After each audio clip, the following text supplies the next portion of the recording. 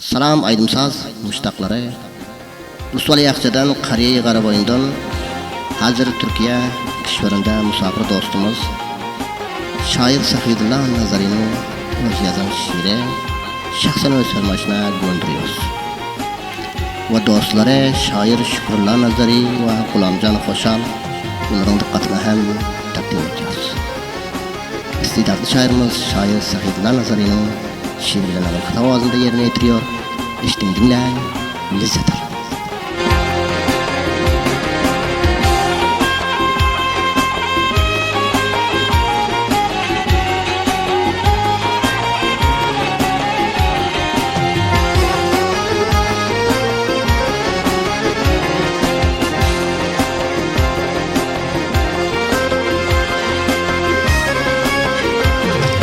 Kara gözlü ey güzelim gelgin yana dilbercan, uzun saçlarını örüp eylep şana dilbercan.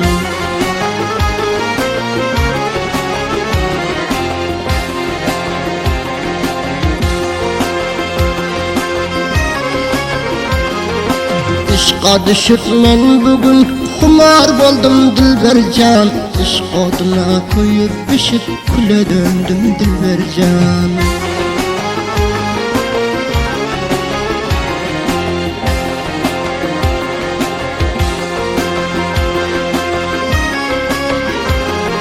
Şirin sözlü kara gözlü nebler misli eser, uzun boylu yaxşı xoylu bilagay söygüm seher. Sen bolmasan canım mene boluyorum her gün kesel, ketteden durmuş toy kurup alsam seni dilbercan.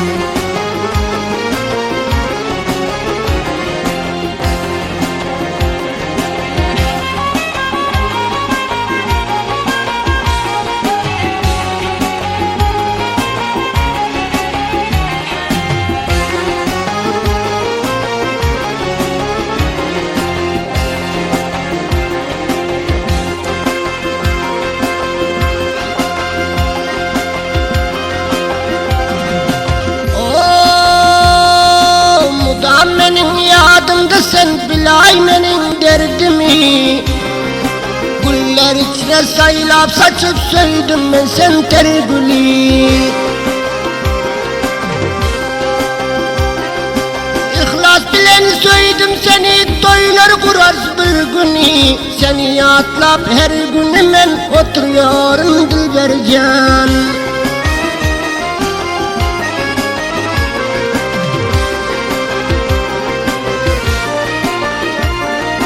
Kul aşığın işqa düşüp kandan kama sataşar,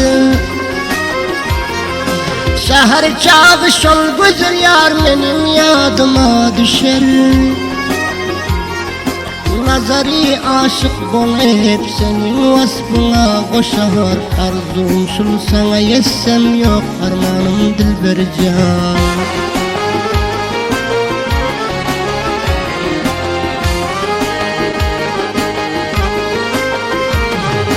Işkın derdi yüreğimde köpeliyor yılma yılda,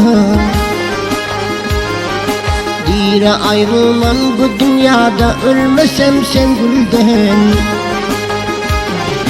Sen uğrunda korkmarım ben hiç ölümden aceldan, sen boynunda ölsem armanım yok benim dilbercan.